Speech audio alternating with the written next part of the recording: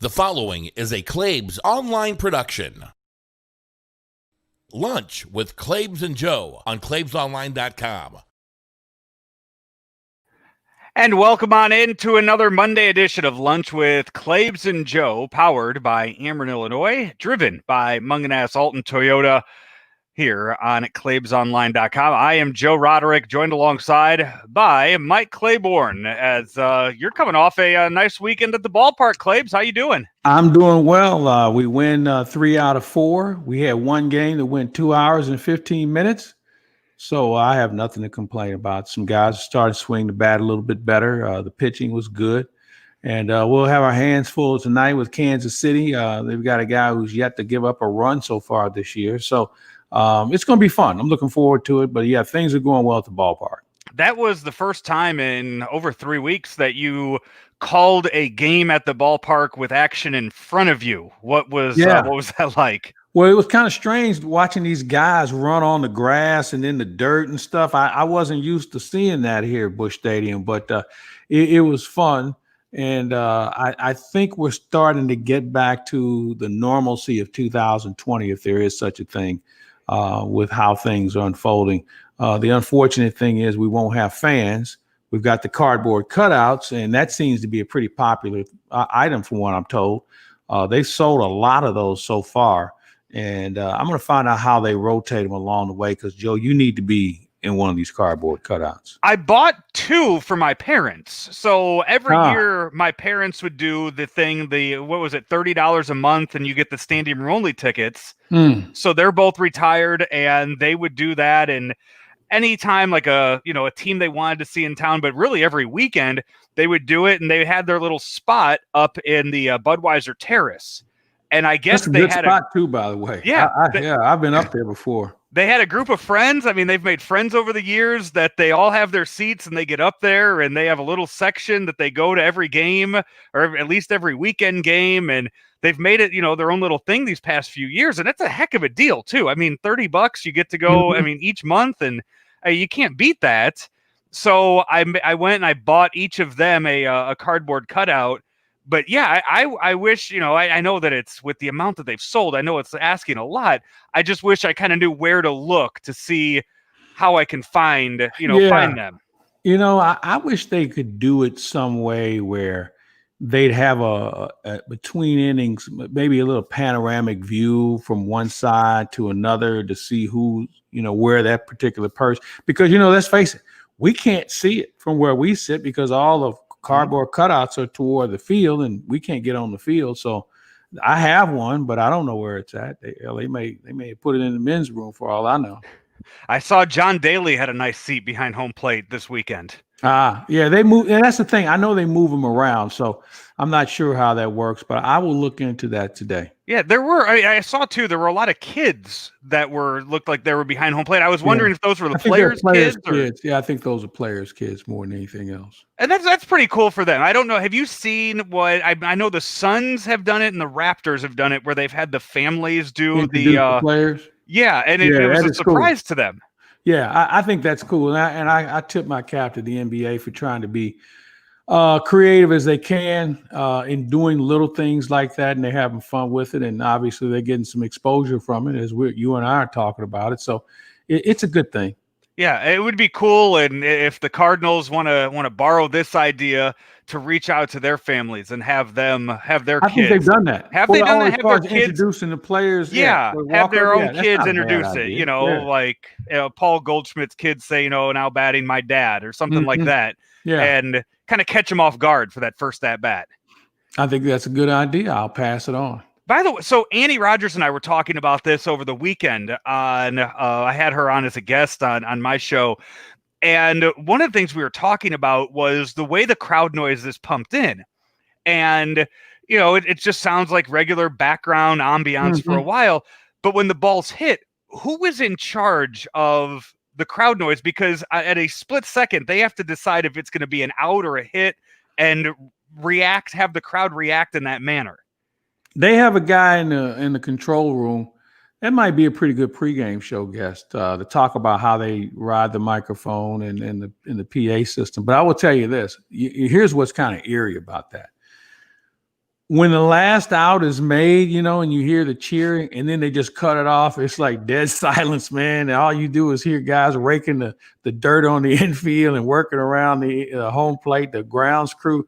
I mean, it gets quiet like that. I mean, it's really interesting. So that might be somebody I'll talk to. Tony Simakaitis is in charge of that. Okay. So we may look into that. Because I also wanted to know, too, where did they get all of this noise from, this crowd noise from? Because it wasn't like back in, 2015, they were sitting there and they were saying, hey, we might have a pandemic one day with no fans in the crowd. We got to record all the the fans. Modern technology. I think Major League Baseball has helped supply some of that. I don't know where they get it from. That's well above my pay grade, but they obviously have found it from somewhere and probably mixed it in with some other things. So, it's working so far, I guess. I'm just giving you all kinds of ideas for the pregame show. I did catch your interview on Saturday, your pregame interview with Mike Schilt.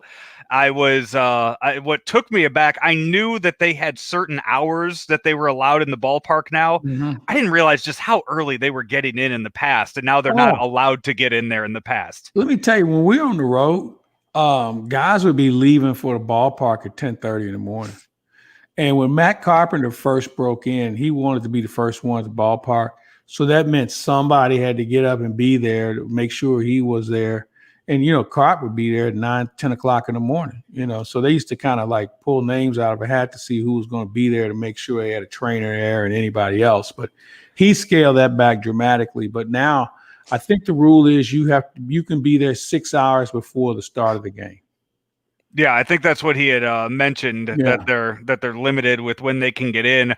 So we saw this past weekend, we saw Dylan Carlson get his first career home run. I would hope that's something that, I don't think he's been pressing, but he's been hitting into so much bad luck that it had to be getting frustrating for him, that finally putting one over the wall had to just lift a huge weight off of his shoulders. Well, yeah, I agree. But I think just getting a hit, because he had a hit previous to that. And, he was kind of getting himself out more than the pitchers were. They figured out he wasn't hitting that high fastball or the breaking ball that's high in the zone, or he'd be chasing. He's kind of laid off that pitch a little bit, and I think he's seeing some positive results. And let's see if he can keep it going, because we don't know what kind of player he's going to be. Is he a guy that's going to hit 300 and hit 30 home runs, or he's a guy that's going to hit 280, and drive in a lot of runs? We just don't know. The sample size is just too small, especially at this level. So I think it's going to take some time for us to really figure out what kind of player Dylan Carlson's going to be. I think we all want him to be consistent, if nothing else.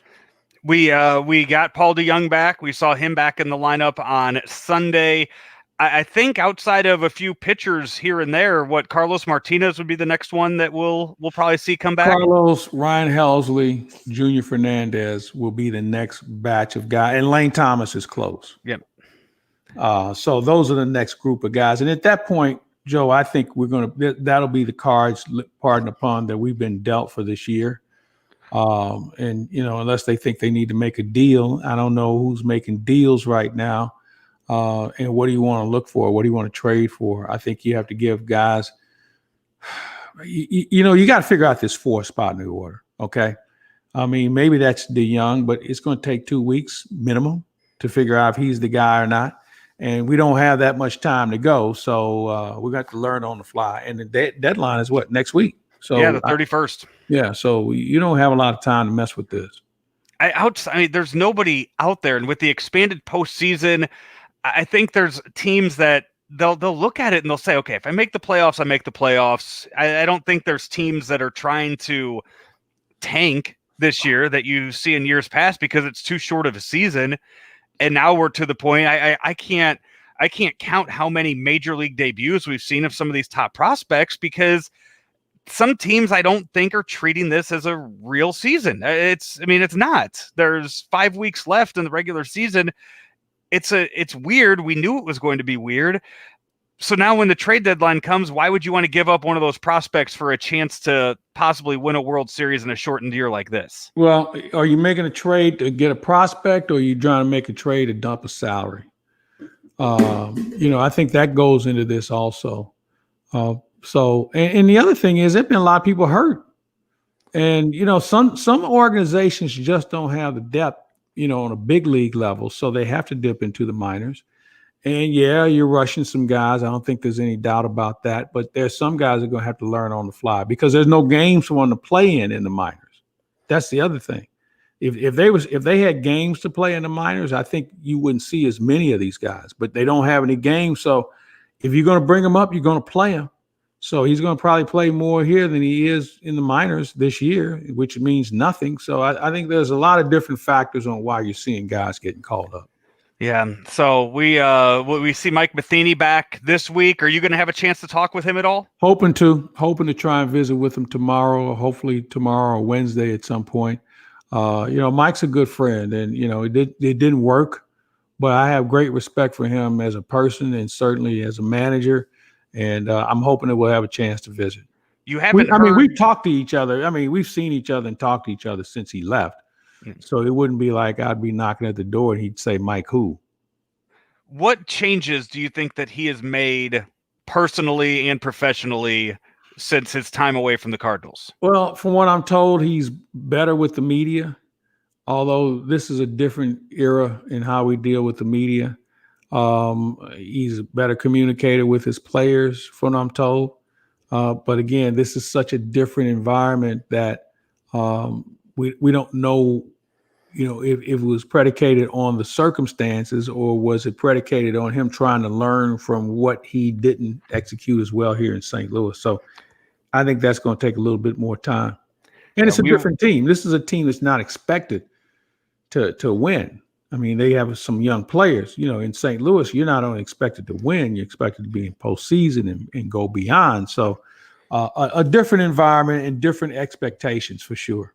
Yeah, hopefully another quick game for you tonight, one of those 2 hour and 15-minute games. Jack Flaherty on the mound for the Cardinals, Brad Keller on the mound for the Royals. Polo Asensio and I will have our game day preview up about, let's say, usually about 2 hours before the game starts is when we get that up. As soon as the lineups are out, we get on and we record that and get it out there as soon as possible. I only got one thing to say about Polo.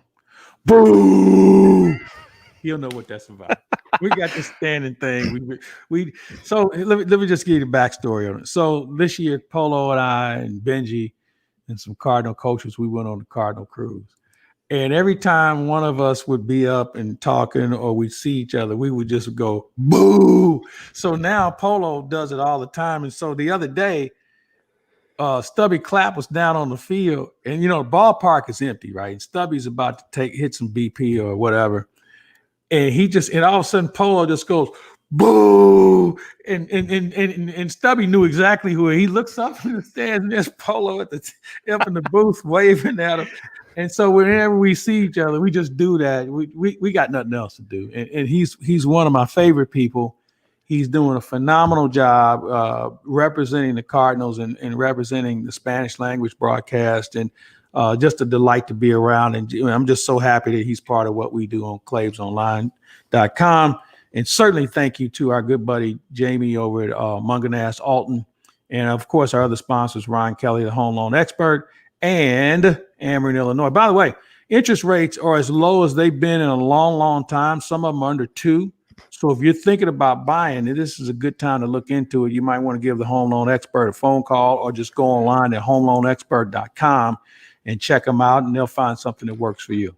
We move on to the Blues. Their season came to an end. They didn't have a good run up in Edmonton, and we could come up with a list of excuses, but you know what? It was a really fun 18, 19-month run that the Blues have had us on.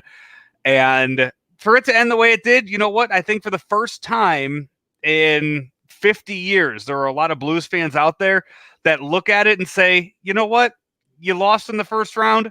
No big deal. We won the cup last year. And they aren't as bothered as they have been in years past. Yes and no. And really, yes, no, and yes. And follow me here.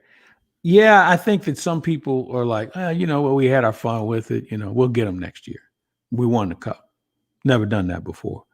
The no part is, wait a minute, you guys didn't show up for this bubble thing. You thought you could find the reset button and you didn't push it, and nobody played as well as they played last year. And for me, they never found the playoff level of hockey. And everybody knows the playoffs are much different than the regular season. But yes, because with the exception of last year, that's how every other playoff season is ended for the Blues. Oh, well, here we go. So, I was disappointed because I picked them to win, but I wasn't surprised after the 3 play-in games. I never felt they had a chance to turn this thing around because I just kept seeing the same things going on. Bad penalties, poor passing, being out of position a lot. The goaltending was average. The defense was not up to snuff. And I thought one of the big issues when we were holding our hopes for Ivan Barbashev to be a difference maker, since when do fourth line guys become difference makers? Now, granted, he plays the body and he does a lot of things, but man, there were a lot of other guys that deserved more blame than the lack of Ivan Barbashev being here. I thought the only guy, in my opinion, who showed up to play was Ryan O'Reilly. Braden Shin played as hard as he could. But the rest of those guys were just guys. I mean, they didn't distinguish themselves. And I know losing Tarasenko was huge. But, the Blues are doing pretty well without Tarasenko before the pause took place. So there were a lot of issues that just led me to believe that it was a disappointment. And how you fix it, that's going to be up to Doug Armstrong. And I think he's got some tough decisions to make. I think he's got to make a decision on Steen. I think he's got to make a decision on whether they can sign Pietrangelo and how long do you sign him. I think he's got to make a decision on Cairo and Costin and some of these young guys that had been so highly touted by the know-it-nothings around town. It's something that we need to look at closer. How much better is Jaden Schwartz going to be if you give him another contract? And there's a lot of things that are out there that I think certainly merit a lot of discussion and concern. One final thing on this. If you're going to be in this business, quit acting like a fan and start giving us real facts, because I heard too many times where Jordan Bennington, he's going to be all right because he's playing with a chip on his shoulder. You know what? That's bullshit. Okay. I'm just going to be honest with you because I hear that from fans instead of people who consider themselves experts or insiders or covering teams. And it doesn't make a difference whether it's hockey or anything else. That is total BS. Okay. He's got a chip on. He's mad. Well, unless the other 20 guys in the room are mad with him, I don't think it makes a difference. And if you are mad, that doesn't mean you can go out and force the will of another team. And it's something that we as fans, and I'm one of them, we get caught up. I don't get caught up in that notion because I think, as I said, I think it's bullshit. But I think there comes a point where we have to be more objective and say they're going to be able to win because they do this, this, and that better. They're going to be able to win because they're playing the body or they're denying passing lanes or they're doing some things that the other team is having a time not adjusting to. Those are the reasons why you beat another team, not because a guy's got a freaking chip on his shoulder. That's okay. I'm done with that.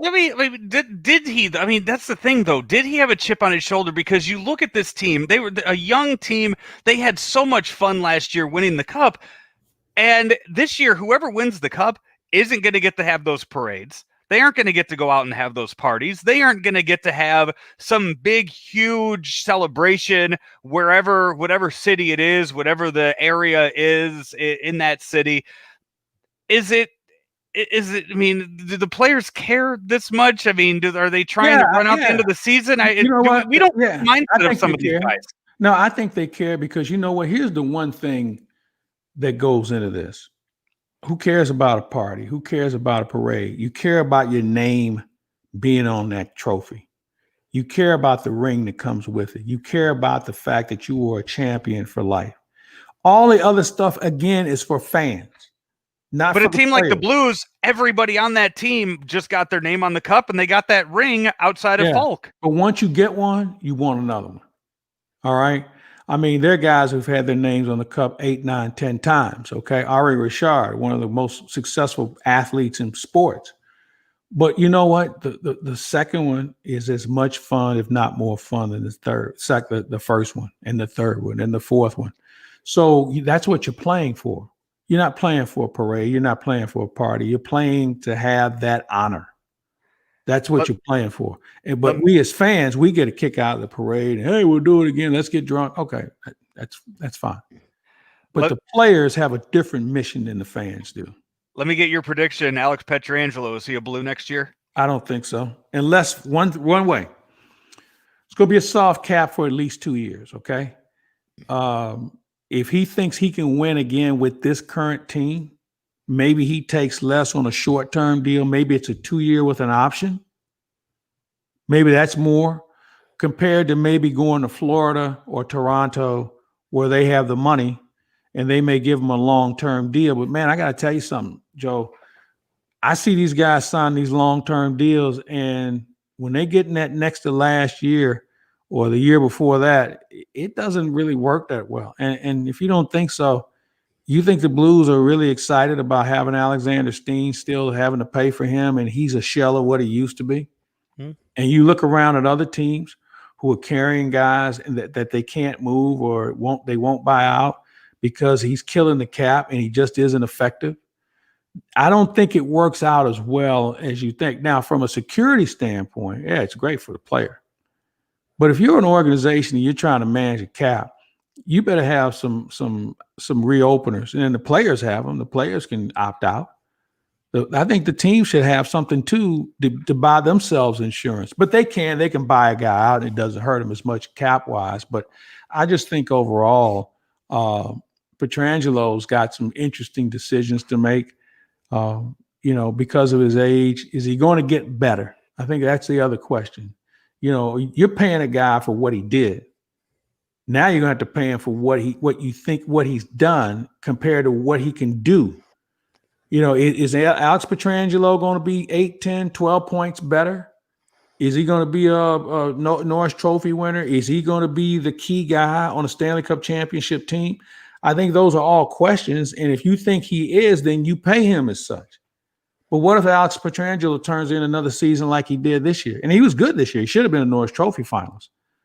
Is that enough to increase his salary that much? And I think that's a hard decision that the Blues have to make. I'd love to see him here because they don't have anybody to replace him.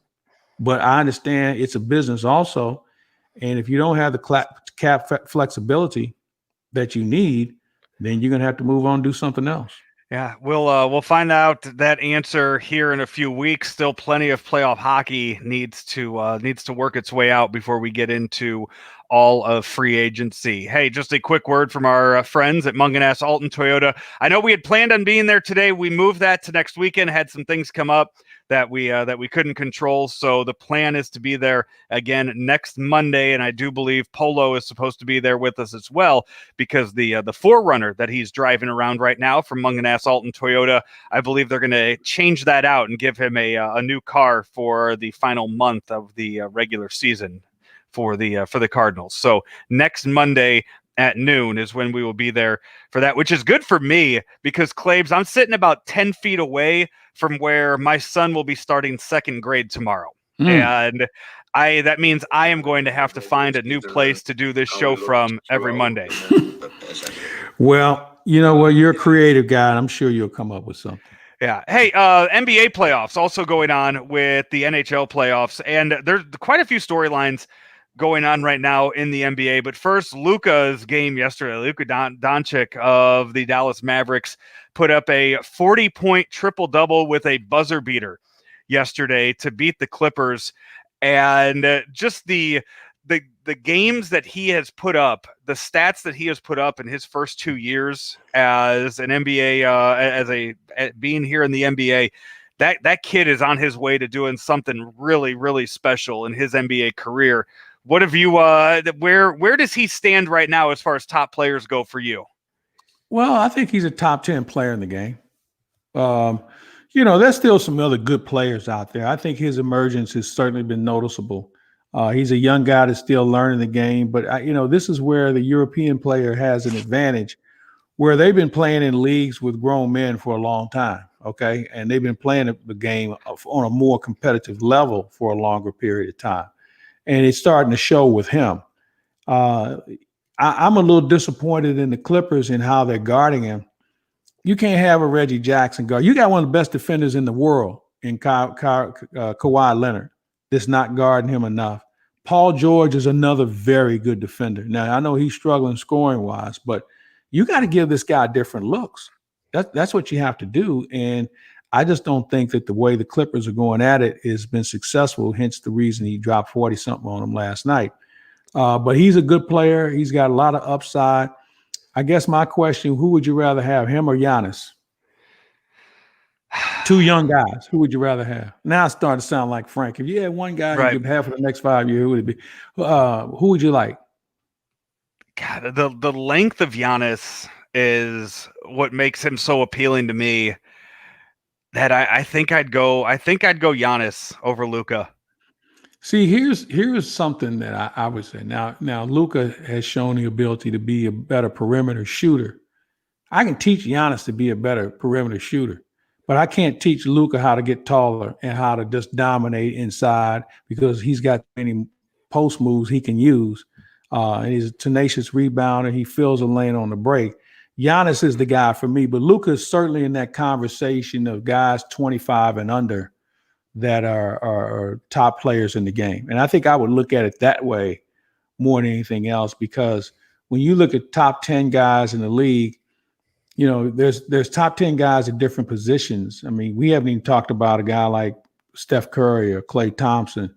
You include Harden because he can score. And then you look around the league and you say, you know what, that guy's pretty good. That guy's pretty good. So, you know, I think Luka certainly would be in the top 10 conversation. But I'm sure if I got into a really deep dive on the names, he might not be a top 10, but he's certainly getting close to it.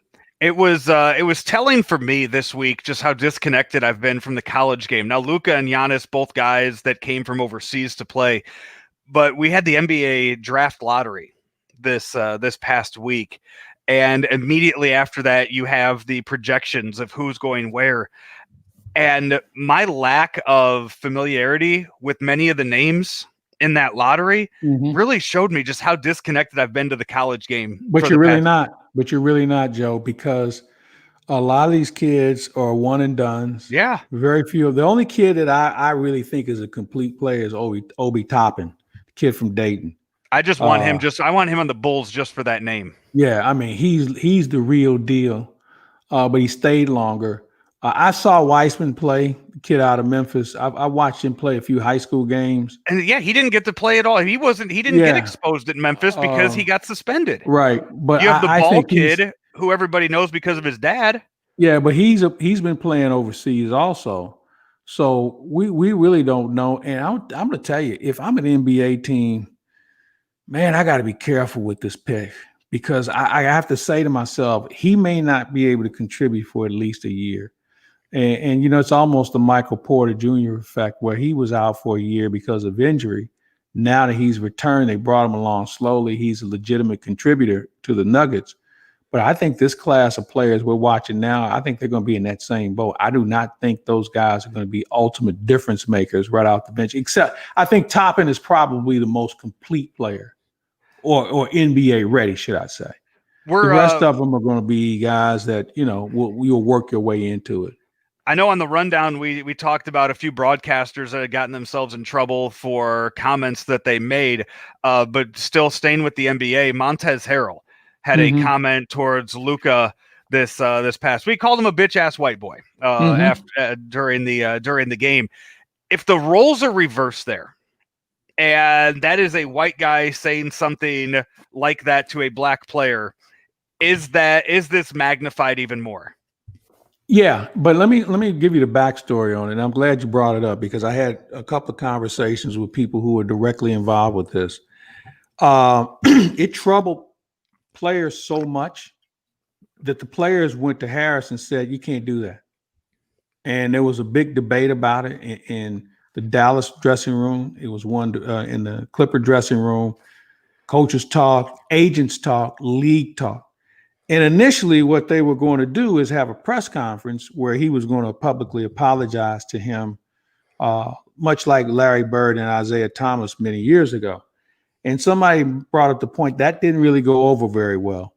And one of the agents decided that, hey, if it happened on the court, let them apologize to him on the court. And all the players bought into it. The league bought into it. And that's why you saw the exchange that you did. It was explained to me, the NBA players, the black players especially, made the point that this is our game and he's one of us. And while we're fighting for social justice here, that includes everybody, both black and white.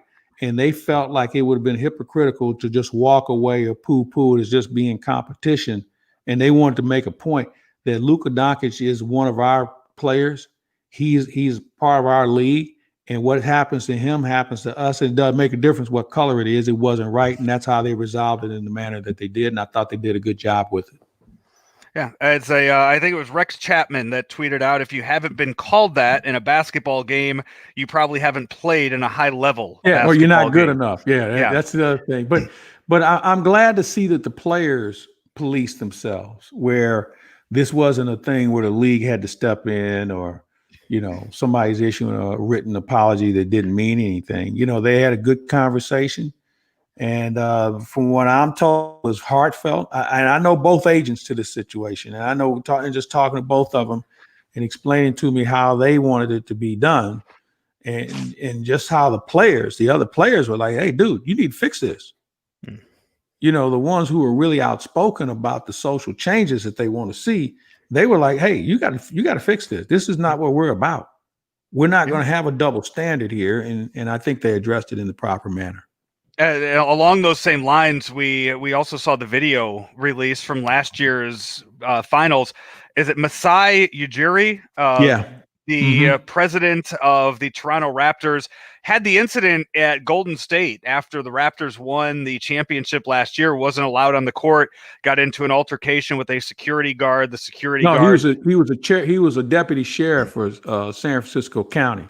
Yeah, who attacked him, pushed him, and then later claimed that he was attacked by the president of the Raptors, so much so that he suffered facial damages, and his wife also, I guess, filed a lawsuit due to the facial damages that her husband suffered. But now that the video comes out, it's very clear that this was a deputy sheriff who maybe took his job a little too seriously. Well, there's so many troubling things about this. One, that obviously the video itself, but this guy decided like within days to file a lawsuit. The sheriff's department stood behind him every step of the way, and just, they were supporting him. Ironically, there were never any charges filed. Okay. They would file, but they were dropped. I guess my issue is I wish they would have had this tape or this video sooner, but it just goes to show you, for people who don't understand the Black Lives Matters things and the taking a knee for the anthem, this is what we're talking about. This is why people take a knee, to create awareness for things like this. And it happens every day in some way, shape, or form. Just saw a video of a guy getting shot in the back, an unarmed black man getting shot in the back by Kenosha, Wisconsin. Wisconsin. And here's my issue with this whole thing. 7 times. We entrust our safety and security with allegedly trained professionals who are deemed police officers. And if you're a police officer, you were trained to do a number of things, trained to diffuse situations, trained to use your skills without using deadly force. That should be your last resort, okay? And that should only take place with a person who has a weapon of some sort that could endanger you or people around you. What happened to the taser? What happened to the physical restraint? If you recall, there's like at least 4 policemen with this guy. They couldn't have physically restrained him from getting in the car. Now, that doesn't mean you put your foot on his neck, but it goes back to the fact that we see this much too much. And I know people like to say, well, it's just one bad apple on the tree. Well, we got a hell of an orchard going on out here because we see it too much. And what happened to the guy in Golden State was just purely unacceptable. And for that deputy to get a whole department to support him and just taking his word on it.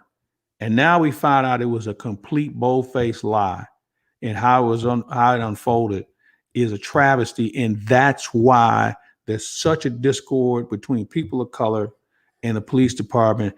And that's why people take a knee to make sure people who don't look like them see what we deal with on a daily basis. You are watching Lunch with Claibs and Joe here on claibsonline.com, Facebook and Twitter, both going right now. We also have our YouTube page up. If you search for Claibs Online on YouTube, you can watch it there as well, powered by Ameren, Illinois. Also driven by Munganess, Alton Toyota, and the home loan expert, Ryan Kelly. Find him online at thehomeloanexpert.com. What do you got going on over there? What's I had a interview with somebody going here, and I hit the wrong button. So I'm good now, I think.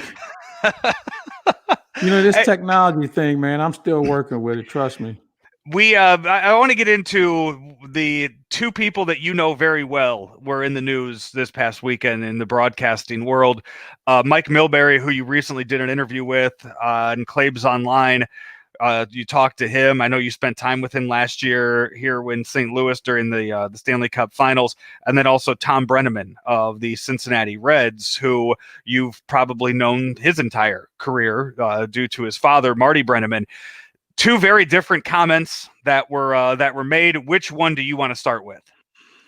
Well, let's start with Tom.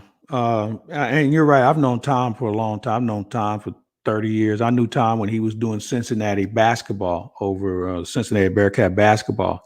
And he and his dad have been nothing but good to me. Been nothing but good to me. And yeah, he made a mistake. Now, some people say the mistake was he got caught. Yeah, you're probably right. But I'm of the belief that in our society, and we have been a forgiving society, that to fire Tom Brenneman, I don't think does anyone any good. I tell you what it's like. It's like when you fire a policeman, but he's allowed to keep his certification so he can go somewhere else and do the same thing. I think that there are a lot of ways to get the point across of what Tom Brenneman did was wrong. But firing him, I think, is too easy. I think if it's me, and they haven't asked me, he'd get at least a year suspension. I mean, a whole calendar year suspension. And that company, be it Fox or whomever, would take his salary and have Tom be part of some sort of awareness program, because he's not the only guy that said that. There's people who sit in these booths and say things worse than that. But we've got to get people to understand those things no longer work. And while it used to be funny in the eyes of some or ears of some, it is hurtful. And because it never affects them or a family member, they think it's okay. So I would suspend him for a year, and I would make sure he was the face of correction or an attempted correction, and let him be more immersed into doing things that are going to make sure it doesn't happen again. And what I mean by that is you don't want the technical guy to make sure the mic is open. You want to make sure that you have a more clear understanding of what these sort of words mean. So he would be suspended for at least a year, and we'd see where it goes after that. And maybe he'd learn, maybe he doesn't. I talked to him the night it happened, and I felt bad for him because he is a guy that I respect. And I did it because, God willing, it doesn't happen to me. But if something of that nature would, I would hope somebody would reach out and just kind of let me know that, it happens, and, good luck to you, whatever the case is. So that was unfortunate, but that's what I would do with him, because he doesn't have a track record of being a callous, malicious, racist, whatever you want to call it, homophobic. He doesn't have a public track record. I don't know what he does behind closed doors, but I would have suspended him. And then Mike Milbury. The Mike Milbury situation is a little different. He had the comment as Brian Boucher of the NHL Network, or NBC, I should say, was making a comment about if you enjoy playing and enjoy being with your teammates for long periods of time, he said it's the perfect place. To where Mike Milbury then interjected and said, "Not even any women here to disrupt your concentration." That was the comment that Mike Milbury made. You could tell that the people that he was working with at the time just looked right past it and moved on. And social media got a hold of those comments. And since then, Mike Milbury hasn't been punished by NBC. He's just not working anymore. But he has stepped away for the rest of the playoffs. That one had probably a little bit of an interesting sting to it. um, because in the old days, you would want to isolate your players the night before the game because you don't want them around women, you don't want them having sex or whatever the case is. And that used to be a pretty stern format. And I think even in the NFL, they still do it. The night before games, they lock them up in a hotel. Ooh. So I understood what he was trying to say. He was trying to be funny. It just didn't go over well. But Mike Milbury's had a number of landmines that he stepped on in his career that has created more than a raise of the eyebrow. I get along with him fine, but then again, I don't have to work with him every day. But I think that this landmine, because of all the other things that he's done, might be more detrimental to his future of being part of the National Hockey League on NBC. There's a lot of people who don't like Mike Milbury. All right. He was brought in to be outspoken and controversial, and he succeeded. But they wanted him to be controversial and outspoken when it came to hockey. He's already questioned the bubble format. He's already publicly questioned the overtime format. And now he drops this one on. And I don't know what's going to happen to him. I don't know if they feel like this is the right way to go for the National Hockey League, which is trying to be more inclusive. So this is going to be an interesting raise of the eyebrow. And I guess the question is, who would you replace him with? And the answer would be there's a lot of people. They already have Jeremy Roenick, who is no longer with them. Yeah, exactly. So they got a culture issue. Yeah. They got a culture issue that they got to figure out how to resolve. When you have two guys, and those two don't even like each other. You got two guys who stepped in it this year. Maybe NBC and the NHL needs to make sure, hey, boys, this is how we'd like we don't mind what you say regarding the game, but these are the things you probably need to steer clear of because it's no longer funny. Let's end on a positive note here. As this past weekend, it was the TPC Boston. It was it the FedEx? Was it the Northern Trust, right? Northern Trust, yeah. The Northern Trust at TPC Boston. Dustin Johnson shot a -30. -30. And he wasn't the only one that was out there killing it. I mean, we're not talking Tiger at the Masters, because Harry English ended up shooting a -19 to finish in second place by 11 strokes. So a lot of guys had some very good weekends under par. Dustin Johnson just took it to a whole different level. My goodness. I can't remember the last time I've seen a -30 on the you can name them on one hand. You can name them on one hand. And I know some people would say, well, it must have been a really easy course. And maybe it was. But he was the only one that hit -30. Yeah, I didn't have a problem watching guys make shots. Okay. And I think we've talked about this before. While there are some tournaments that we see, they trick them up so much that golfers get frustrated. They think this is a bunch of crap to come out and play, and then they never want to come back. In this case, it was set up well for Dustin Johnson's game, and he took full advantage of it. And when you talk about people, well, it was an easy course. Well, still, of course, you got to make shots on. You still have to go out and play it. And in this case, he was the most prepared guy to do that. And I tip my cap to him. I mean, but I'm not going to be one that's going to say, oh, it was too easy. You can't have guys shooting that low. Hey, I think it's fun. I know I can't do it. And the people who bitch and moan can't do it either. So why don't you sit back and watch somebody who can and try and enjoy it? Have you played with him yet? No, I haven't. No. I've met him once, but I don't really. I met him in a manner where I wouldn't say we're friends. Okay, you know how some people you shake hands with him because he's a friend of a friend, but I don't know him well enough to say, "Hey, let's go play." And I probably know him well enough for him to say, "Take a hike. I'm not playing with you. You can't play." And I'd say, "Yeah, you're right. I can't." So, not at that level for sure. I'm sure you've played with his father-in-law, right? I know his father-in-law better than I know him, and I have not played with Wayne Gretzky, who was a very good golfer at one point. I don't know how much he plays now because he had some arthritis issues, I know, at one point, some back problems. So I'm not sure how much he's even playing anymore, but I'm sure he could still beat me too. Well, have you had a chance to get out? I mean, you were home all weekend. When was the last time you had a chance play. To get out there? And you know what? I'm going to try and get out and hit some balls. I had a little bit of a finger issue. So it feels good. So I'm going to go out and hit some balls this week and maybe try and circle a day on the calendar, probably Friday, and try and get out and play. All Because we have a right. doubleheader on Thursday, so I know I won't be playing then. What do you have lined up for the week? A lot of baseball. We're hoping to get Luka Doncic on this week. I'm working on that. We still want to talk to Chris Landry about the NFL and where that's headed. I still think that's a train wreck. Hey, by the way, have you been watching Hard Knocks at all? I haven't. I have never seen an episode of Hard Knocks. Really? That's It used to be that's fun. It used to be fun. But this is, they're really reaching and searching, and I don't know how I wouldn't rate it as very high right now. I think they've only got 2 episodes in. But because they're not playing any games and they haven't even having contact and practice, you're not seeing things like you used to. So anyway, I'm anxious to hear what Chris thinks about how they're going to make sure that COVID doesn't wipe out the National Football League in 2 weeks. They had an interesting weekend. They had 77 tests come back as positive. Yeah. That all ended up being false positives. Mm-hmm. So, and that's the other thing that's coming into play, the testing procedures that we're seeing from different leagues and how that's working.